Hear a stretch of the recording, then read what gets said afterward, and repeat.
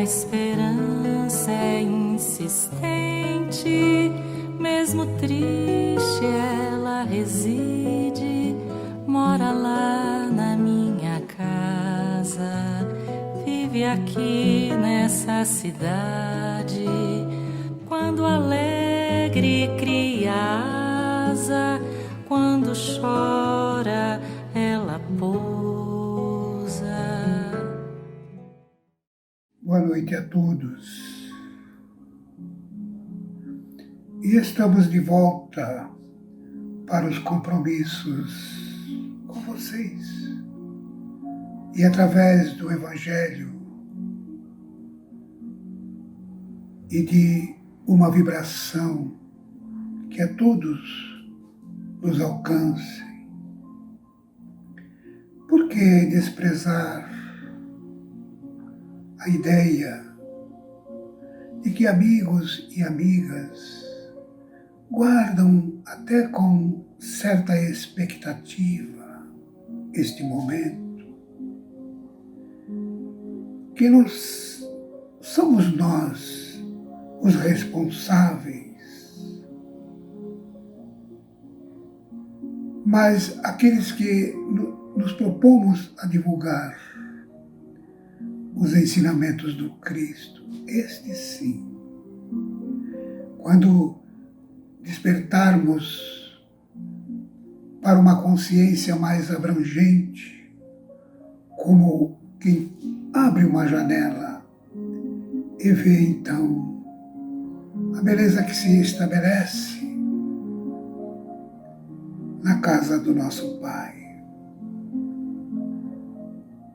Assim sendo, rogaremos a Deus para que os nossos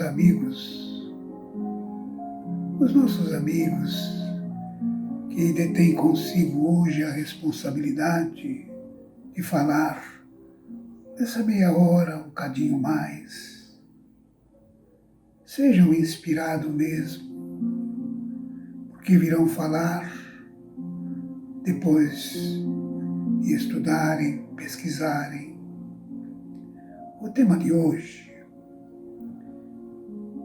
quem necessita de perdão?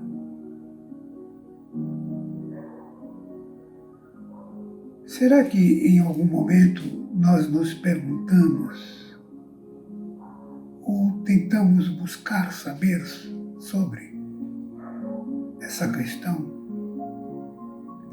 Estamos incluídos naqueles que necessitam de perdão?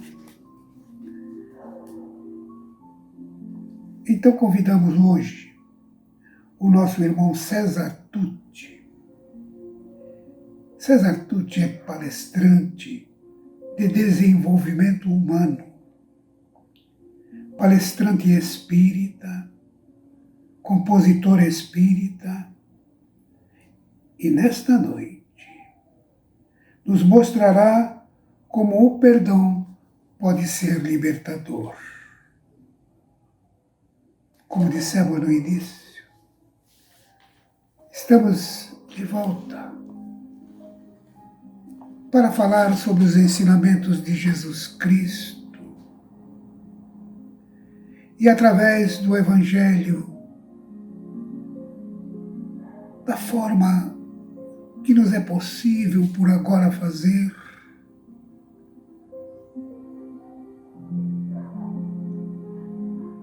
pedir ao Senhor que nos inspire para que não venhamos desistir diante dos obstáculos,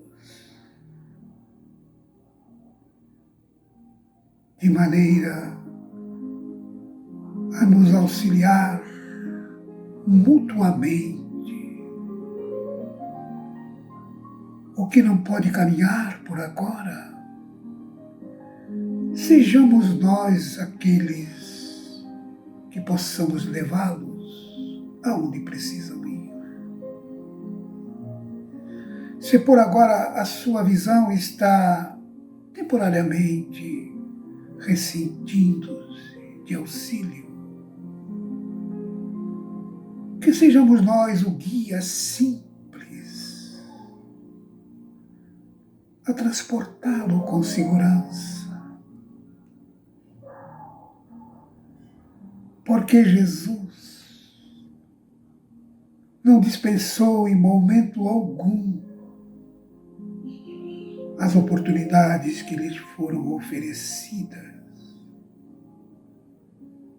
caminhando com os necessitados de toda ordem. O Evangelho que nos propomos para esta noite,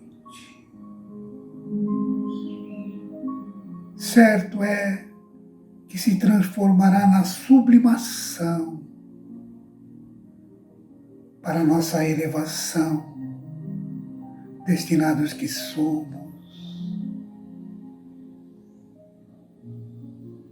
E através deste aprendizado, quem precisa de perdão, poderemos colher, pelos ensinamentos do nosso amigo César Tutti, os frutos que alimentará as nossas necessidades espirituais. Que assim seja, amigos. Vamos ouvi-lo. Olá, pessoal. Vamos conversar um pouquinho sobre perdão e sobre o auto-perdão. Porque não tem como eu perdoar alguém se eu não me perdoo. Não tem como eu acolher, reconhecer e trabalhar meu lado sombra se eu não acolher também, não aceitar, não perdoar o lado sombra dos outros. E aqui não se trata de falar em culpa. Culpa, remorso, amargor, aí você se torna mais agressivo, faz bobagem, sente mais culpa, mais remorso. Não, se trata de responsabilidade. De assumir quando errou, quando tem responsabilidade. Responsabilidade é a capacidade de dar resposta. Partir, portanto, para o resgate em relação àquilo que foi feito. E para isso eu trouxe uma música que conta um diálogo imaginário, mas para uma história real, que aconteceu com André Luiz. André Luiz, que estava lá na colônia Nosso Lar, e foi chamado por sua mentora um dia para trabalhar ali na área que recebia os recém-chegados do umbral. André Luiz não entendeu por quê, mas também não sabia que o dia reservava uma surpresa para ele. E entre aqueles espíritos muito atormentados que chegavam, ele reconheceu uma moça, rosto sofrido, olhos fechados, muito abatida, e com dificuldade reconheceu nela a figura de Elisa, uma jovem que nem de longe lembrava a sua beleza de outrora. Mas Elisa tinha sido empregada na casa do André quando ele era jovem. E André se envolveu sexualmente com ela. Teve uma aventura com ela, ele não queria nada com ela. E quando a mãe descobriu, a mãe do André, expulsou Elisa de casa. E naquela época isso era algo muito terrível. E Elisa acabou não conseguindo arrumar outro emprego. Acabou se prostituindo para se sustentar. E acabou adquirindo uma sífilis. Naquele momento, então, André, conversando com Elisa, sem que Elisa reconhecesse-o de imediato, reconheceu ele que era preciso assumir ali o destino, a tarefa de ajudar Elisa e tentar resgatar aquilo que ele tinha causado com ela, ainda que não tivesse sido sua intenção inicial. Então essa é a canção que imagina um diálogo entre os dois, porque existe um diálogo lá no livro, mas aqui eu estendo esse diálogo usando alguma das palavras e imaginando outras. Deixa eu te contar que amanheceu e os meus olhos doravante serão seus. Toda luz que possa clarear cinzas e sombras que eu plantei sem me tocar na tua vida, quando eu ainda não me importava com as leis da vida, no vendaval das ilusões, o fogo da paixão que um dia ardeu em nós.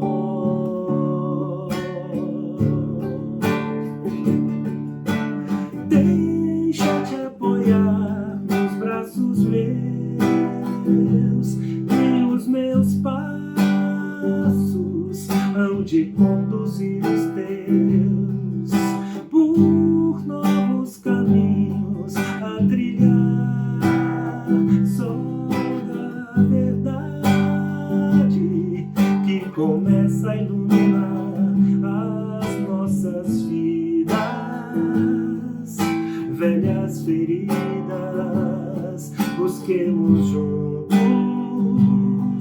outras saídas,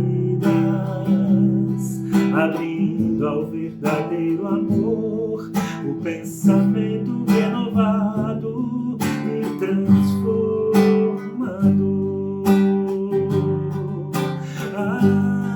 Me perdoa, Elisa, não foi em vão que eu te encontrei aqui. E se puder, confia. Agora eu sei, quero ajudar-te a ser feliz. Não chora mais, Elisa. Quem cultivou espinhos vai mudar e semear estrelas pra te iluminar.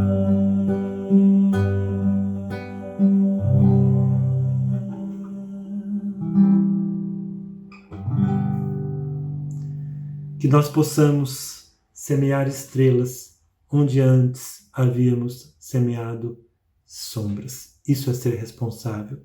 Isso é assumir a parte que nos cabe. Obrigado, gente, e até a próxima. Bonita a música do César, né? Que nos diz tanto. E hoje, então, eu gostaria de conversar um pouquinho sobre o próprio livro, na verdade, recortando mais ainda a obra O Nosso Lar, esse capítulo. A gente repara que tem a doutrina espírita, tem a série dos livros que o Chico escreveu. Então, olha só, que universo grande, e o César observou e se sensibilizou por um capítulo pequeno sobre uma história e que surgiu essa música. A vida da gente é assim. A gente não precisa de grandes transformações. A gente precisa se sensibilizar por algo que possa mudar os nossos passos. O Nosso Lar é o livro mais vendido sobre espiritismo, né? É o livro mais vendido de toda a extensa obra do Chico Xavier. E esse texto foi psicografado em 1943. Então, às vezes a pessoa acha difícil ler porque é um texto dos anos 40. Mas a gente deve insistir. Como eu gostaria de falar para vocês agora um pouquinho sobre o capítulo 40, que é o capítulo da Elisa, que tem como título Quem semeia, colherá. E ele inicia assim, logo no começo, André Luiz sendo preparado pelos mentores para que ele possa ir observar, ajudar e receber lições no pavilhão 7, que é onde fica a retificação, a Câmara de Retificação Feminina, que são dos espíritos que acabaram de voltar da Terra, estão em condições muito precárias, lamentáveis e precisam dessa reestruturação e desse tempo. E ele diz assim para a mentora, né, ele diz assim: eu não sei porquê, mas essa visita que eu vou fazer e que eu estou sendo preparado, eu tenho uma grande atração para estar logo lá, eu estou com um desejo, uma alegria, é uma coisa que está me movendo, né? E aí a mentora, que já tem tudo muito interiorizado, ela diz assim, né? Quando o Pai nos convoca para um determinado lugar, é que nos aguarda alguma tarefa. E aí o André ficou pensando aquilo, né? Quando o Pai determina algum lugar, é que nos aguarda alguma tarefa. E ela ainda completou dizendo assim: observe as situações casuais. Aquelas situações que a gente fala assim, foi tão sem querer que eu encontrei aquela pessoa e a gente conversou, dali surgiu uma ideia. Não existe essas coisas. Observe as situações casuais. O pensamento do bem, ele sempre vai atrair os recursos divinos do Pai. O pensamento do bem identifica sugestões divinas. Nós somos atraídos e muitas vezes, na nossa pequena arrogância, fala assim, mas foi tão sem querer, encontrei aquela pessoa, me ligaram, ela falou que ligou sem querer, a gente começou a conversar, surgiu essa ideia, ela me ajudou nesse meu problema. Então, que a gente sempre estando conectado com o bem, as sugestões divinas irão vir. E o André estava sentindo isso, né? Quanto mais nos aprofundarmos na nossa natureza íntima, na nossa essência, do ser humano puro, nós vamos ter mais facilidade de reconhecer a essência do lado de fora, do outro. Quanto mais nós formos superficiais na nossa existência conosco mesmo, seremos superficial também com os outros e com tudo. Então André, ele chega no pavilhão 7 e ele repara as fileiras de leitos de mulheres que têm na sua fisionomia muita dor, muita angústia. Ele descreve como se fossem fragmentos humanos, todas chorando, angustiadas, algumas com riso irônico no rosto, e elas, o seu corpo perispirítico em condições muito, muito tristes, né? André vai então observando as fisionomias das mulheres quando ele se atém a uma e fala, eu reconheço essa pessoa de algum lugar. E ele puxa da memória dele e ele reconhece aonde? Elisa. Elisa tinha sido uma jovem da qual uma amiga da mãe indicou para o trabalho no seu lar.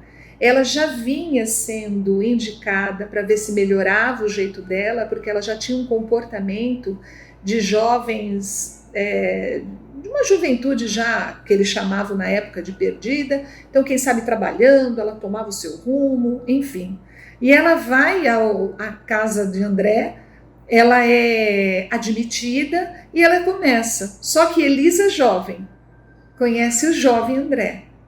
E aí há o quê?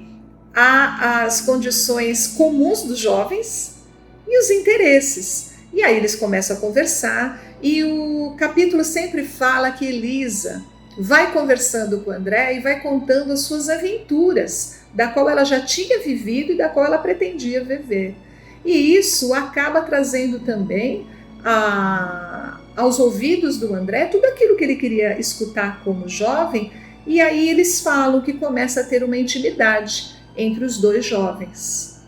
Quando os pais reparam que as coisas passaram, né, do controle deles, a mãe resolve então despedir a Elisa. E eles colocam amorosamente despedir a Elisa. E a Elisa então vai embora da casa de André. Esse é um ponto muito importante, né? É a primeira lição dos pais e filhos. Todas as vezes que um jovem, uma criança, chegam em outra família, que tem pelo menos um mínimo de estrutura familiar, né? Que o caso do André e dos pais, eles tinham uma boa estrutura, significa de uma maneira poética, como se Deus estivesse falando, estou enviando um filho meu para que possas cuidar. Era uma jovem saída há pouco tempo da pré-adolescência, sem estrutura, sem estudo, sem nada, e quando ela teve o comportamento equivocado, ela, não só ela, como os dois, né? Ela foi então colocada de lado. E no capítulo diz assim, que o André sentiu, né, a distância, que pena, abandonou Elisa, o tempo passou e foi reduzido o fato. O tempo passou e foi reduzido o fato. Então nos lembra muito um filme de cinema. A gente vai no cinema, a gente sofre com o mocinho, com a mocinha, nosso coração quase sai pela boca, as emoções, os sentimentos, a gente tosse, a gente ri, a gente chora. 10 minutos depois que acaba o filme, a gente está comendo pizza na praça da alimentação. Significa então que essas emoções e sentimentos e paixões que vivem na gente, elas, com a mesma velocidade que elas entram, com a mesma velocidade saem. Não tem base, não são construídas com base na consciência e na vontade do espírito. E tudo aquilo que a gente deixa passar, que a gente não se aprofunda, nós vamos receber de volta. E aí a gente começa a reparar que os sentimentos, as emoções, depende de cada hora, né? É divertido, você chora, você ri, mas emoções e sentimentos não são entretenimentos. Eu não posso entrar no sentimento de uma pessoa como uma brincadeira. E os espíritos nos explicam isso em inúmeros exemplos de mensagem, das pessoas que foram atingidas profundamente por um ato pequeno, às vezes de um dia que marcou aquele espírito. Os sentimentos são ferramentas que você vai construir a si próprio. Não pode dispor dessas ferramentas e não fazer nada. Toda vez que eu mexo com o outro, com o sentimento do outro, com a energia do outro, eu vou receber, aí é uma troca de amor, ou eu vou responder por isso, né? Tem um filósofo que sempre diz, a vida não é brincadeira. A gente sabe então que nós estamos seguindo um caminho da nossa missão. Eu sei para onde eu estou indo, mas enquanto eu não definir que caminho é esse que eu tenho que tomar, qualquer coisa me tira dessa situação mais séria e mais lúcida. André então conversa com Elisa, reconhece ela, aquela pessoa na adolescência, e ela conta todo o seu drama a partir da casa de André. Todos os conflitos, as suas escolhas equivocadas, e ela termina a vida como uma jovem senhora desencarnando com sífilis. E a sífilis já estava no 3º estágio, significa que há muito tempo ela estava com essa doença, porque ela chega no mundo espiritual cega. E aí é por isso que a música diz, né? A partir de agora será minha irmã de coração, eu serei os teus olhos aqui. Então, quando estamos prontos para reparar os nossos equívocos, Deus nos dá a oportunidade. Isso significa que os espíritos sempre nos ensinam. Numa encarnação, nós teremos provações 1/3 daquilo que nós fizemos lá atrás. Porque se eles colocassem sobre a nossa vida todos os nossos erros, nós não teríamos condições de sair do lugar. Então a misericórdia é tão grande que é 1/3 do que eles têm para resolver, do que a gente tem para resolver, né? A Elisa acaba assim, que ela começa a chorar, o André também chora, e ela diz assim, eu sou muito grata. Ela não reconhece o André. Há quantos anos ninguém fala assim comigo? E aí tem uma frase do Emmanuel para a gente ir terminando, que diz assim, o que somos é um presente de Deus, e o que nos tornamos é o nosso presente. Só seremos chamados para a reparação, para esse perdão, quando realmente estivermos despertos. Era o momento do André, era o momento dele fazer diferente. E ao escrever o livro, ele deixa várias formas da gente enxergar que cada um que chega na nossa vida é um irmão, é alguém desta família chamada humanidade e que merece todo o nosso respeito e toda a nossa ajuda. Com toda certeza, já passaram em nossas vidas muitas Elisas. E se nós lembrarmos na noite de hoje, que passou assim tão rápido e deixamos e não demos atenção, o que nós pudermos fazer hoje para essa pessoa ou para as que vão surgir, que possamos agradecer a Deus por estarmos despertos para esse novo tempo. Obrigada. Encantadora a música Perdão, Elisa, do nosso amigo César, não é mesmo? Me senti tocada. Essa recriação que ele faz, que ele imagina que o André Luiz diz para ela, é muito bonita. E é baseado no capítulo 40 do livro Nosso Lar. Então, para quem não leu ainda o livro, fica o convite. E para quem já leu, releia esse capítulo. Será baseado nele que conversaremos sobre o auto-perdão, nos baseando na postura que André Luiz adotou diante de Elisa. E para fazer essa reflexão, eu vou me utilizar da leitura que fiz do livro Psicoterapia à Luz do Evangelho de Jesus, de Alírio Cerqueira Filho. No livro, nós lemos que diante do erro, da identificação do erro, nós precisamos nos responsabilizar de alguma forma. Então, diante da culpa, a culpa ela requer um tratamento. Mas esse tratamento ele pode ocorrer de acordo com a postura que a gente assume diante do erro cometido no passado, ou do erro cometido no presente. E essa postura ela pode ser uma conduta egóica ou uma conduta essencial consciente. Na conduta egóica, nós podemos ter dois papéis. Podemos ser culpistas ou podemos ser desculpistas. E aí eu vou me utilizar do exemplo do André Luiz, para a gente compreender melhor esses conceitos.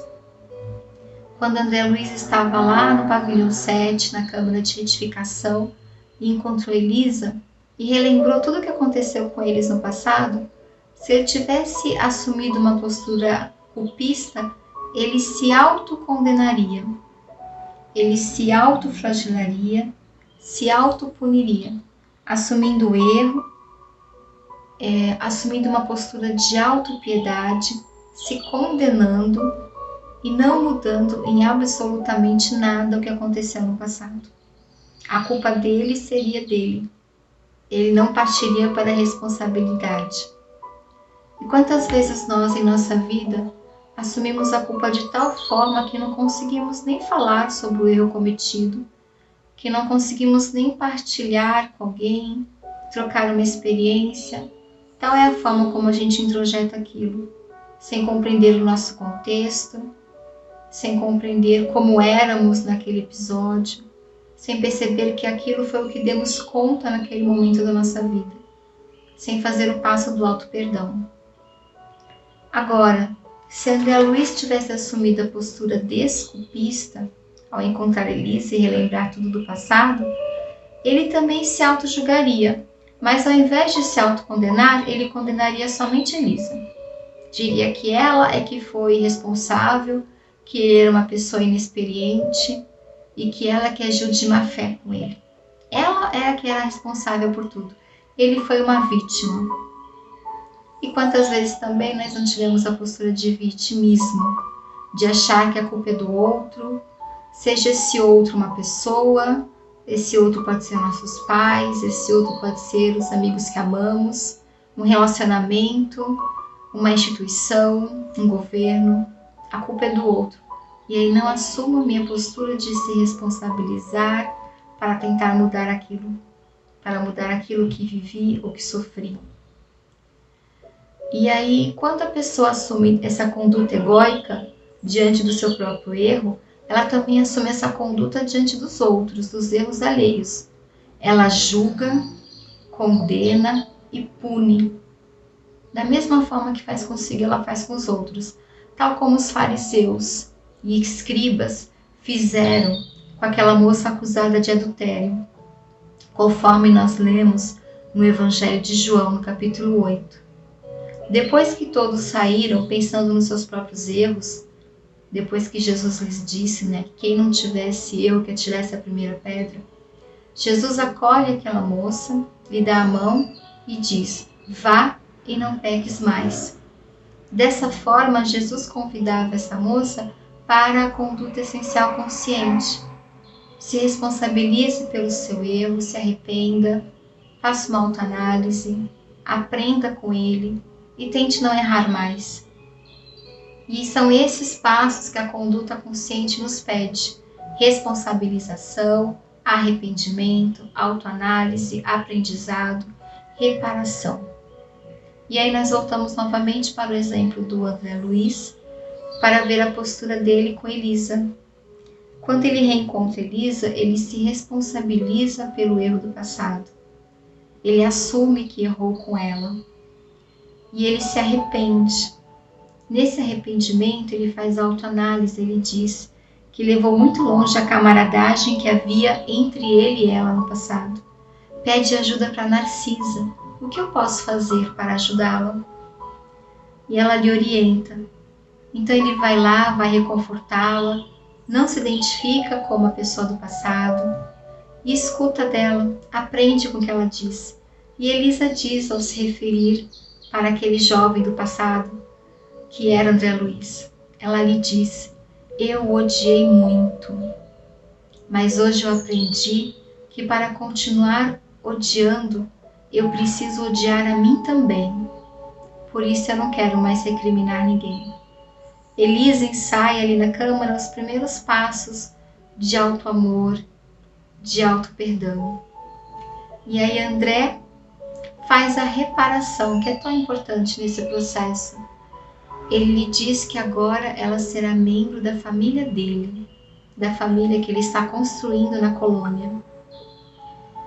E aí a gente lembra do último verso da música do César, que diz assim: quem cultivou espinhos vai mudar e semear estrelas para te iluminar. André havia cultivado espinhos e agora ele iria semear estrelas para iluminar o caminho da Elisa. Se nós estivéssemos no Evangelho Interativo, presencial, lá na nossa casa Esperançar, esse seria o momento para que a gente partilhasse de experiências, para que a gente refletisse sobre como é a nossa conduta diante dos erros que cometemos, se já conseguimos melhorar essa conduta, se já tivemos ações de reparação diante de nós, dos nossos erros, diante dos outros. Como é esse processo de auto-perdão? Mas como nós não estamos juntos agora, que vocês possam fazer isso com seus pares, levar essa reflexão adiante. Ou então fazer individualmente. Eu ainda sou muito vítima? Eu ainda culpo os outros pelo que acontece comigo? Eu posso dizer que eu já tive essas duas posturas e muitas vezes na minha vida. A de me sentir vítima, a de culpar o outro, ou a de me culpar e não conversar com ninguém sobre o que aconteceu comigo, achando que eu era a única responsável. Mas quando a gente consegue ressignificar o passado, a gente consegue mudar também a forma como nós estávamos nele. Nós podemos ter mais paciência conosco, mais auto-amor, ressignificar as nossas ações. E aí adotar novas posturas no presente, olhando para a gente com mais carinho. Então agora vocês vão ficar com o nosso amigo Áureo e eu desejo a todos uma boa semana. Obrigada. Olá, tudo bem? Vamos continuando o nosso estudo. Quando abordamos o tema perdão, é muito comum que foquemos apenas na dificuldade de perdoar, em definir o que é perdão. E só nessas duas perguntas já temos realmente muito o que conversar e estudar. O verdadeiro perdão passa por ressignificar a situação, por entender sobre uma perspectiva ampliada, por se colocar no lugar do outro. Agora, já paramos para pensar na necessidade de pedir perdão? Muitas vezes a nossa ilusão egóica apenas nos dá o direito de ter o poder de perdoar alguém, mas não paramos para pensar se precisamos nos desculpar, nos justificar perante alguma conduta que fizemos e não foi legal. Então o primeiro ponto é esse. O enfoque, mudar o nosso enfoque, na verdade não mudar o enfoque, mas ampliá-lo. Também pensar na necessidade de pedirmos perdão, nos desculparmos, porque essas posturas, elas são essenciais a uma convivência sadia. Elas demonstram, inicialmente, um ato de humildade. Você está reconhecendo o erro. Como no trecho da música, essa linda música composta pelo César Minuti, em que ele fala: deixa eu te contar que amanheceu, toda luz que possa clarear, cinzas e sombras que plantei sem me tocar. Ou seja, nesse trecho, ele remete à luz que iluminou o seu lado sombra, as suas certezas, o fez compreender o equívoco, compreender o impacto negativo que teve na vida de outra pessoa. Isso o levou, este ato de humildade o levou ao arrependimento, que é o primeiro passo para nos recompormos perante as leis universais. É o arrependimento, que vai ser seguido por um momento de expiação, reparação. Isso falando na temática da lei de causa e efeito. O arrependimento é colocado muitas vezes como um passo inicial. E na nossa vida cotidiana, ele também aparece como um ponto relevante quando decidimos pedir perdão. Fique claro também que pedir desculpas a todo momento demonstra uma certa insegurança sobre o nosso comportamento, pode ter raízes psicológicas outras que não sejam a verdadeira humildade, a verdadeira vontade de reparar. A pessoa que se desculpa a todo momento pode estar apresentando outra característica pautada em baixa autoestima e insegurança, que também vai precisar trabalhar isso. Mas então não é isso a questão. A questão é, ao pedir perdão, é dominar o seu ego, sair daquela lógica competitiva do ego e ir para outra lógica, a lógica do self, da nossa essência. Quer oferecer, quer se doar, quer pensar também no outro. Essa é a lógica que nos leva a pedir perdão. Sair do domínio do nosso ego. E a grande dificuldade, ou talvez uma das dificuldades que temos ao pedir perdão, é não sabermos a reação do outro. É abrirmos mãos desse controle, porque você pode até ensaiar direitinho o que falar, os pontos a abordar, mas você não tem controle sobre a reação do outro, que pode ainda não ter completado o processo do perdão, que perdoar é um processo. E pode não estar preparado para a sua proposta. Por que eu digo proposta? Porque pedir perdão não é um ato unilateral. Pode até parecer, mas ambos os envolvidos terão que buscar novos caminhos. Porque, na maioria das vezes, as situações que geram conflitos, não podemos colocar numa simples lógica de vítima e algoz. Na maioria das situações, ambos, de alguma forma, contribuíram para que elas acontecessem. Então, são parceiros de infortúnio, digamos assim. Então, ambos têm responsabilidade por buscar novas soluções para recompor a relação. Como o César põe no seguinte trecho da música: verdade que começa a iluminar as nossas vidas, busquemos juntos outras saídas. Pessoal, nós ainda sentimos a necessidade constante de perdoar e de pedir perdão, ainda temos essas questões no nosso cotidiano, porque é a única solução que temos para o fato de sermos espíritos comuns, passíveis de errar, aceitar que o erro é uma experiência de aprendizagem. Aceitar a nossa falibilidade, aceitar que somos seres em construção, talvez seja o primeiro passo para decidirmos pedir perdão.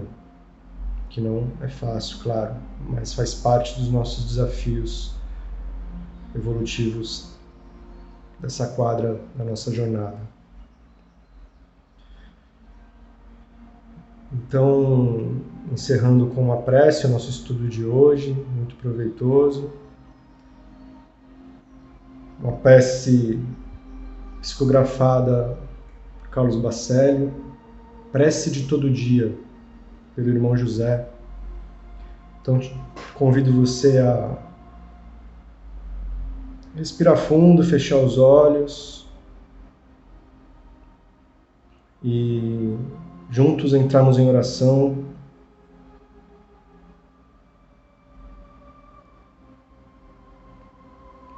Senhor, concede-me a consciência dos meus muitos erros. Não me consintas viver iludido ao meu próprio respeito. Que eu tenha a suficiente lucidez para saber quem sou. Dá-me, Senhor, a tua força para que eu possa superar-me. A tua luz para não caminhar nas trevas. A tua paz na luta que me aflige. Que eu seja sempre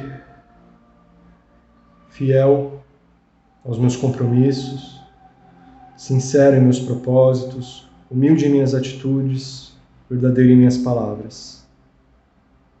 Senhor, não me deixes entregue à invigilância e ao assédio do mal.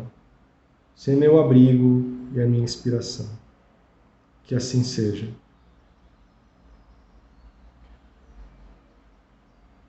Muito obrigado por você que acompanhou o nosso Evangelho até aqui.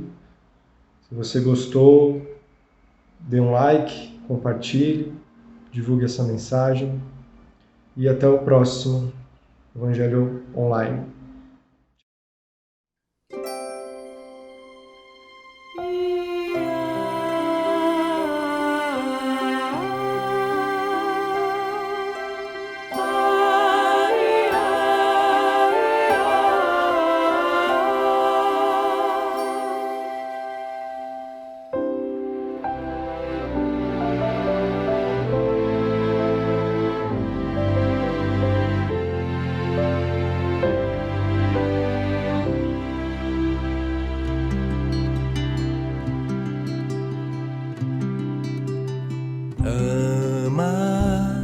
O amor eleva, viverás na terra sem tocar o chão.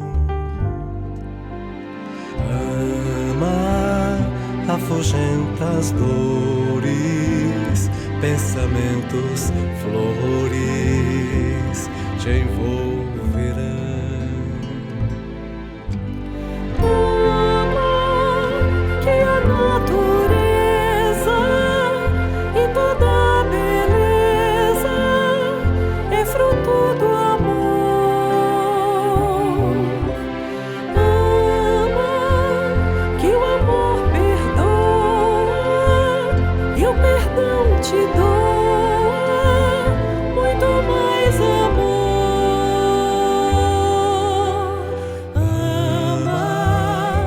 A lei divina que o Mestre ensina é a lei de amor.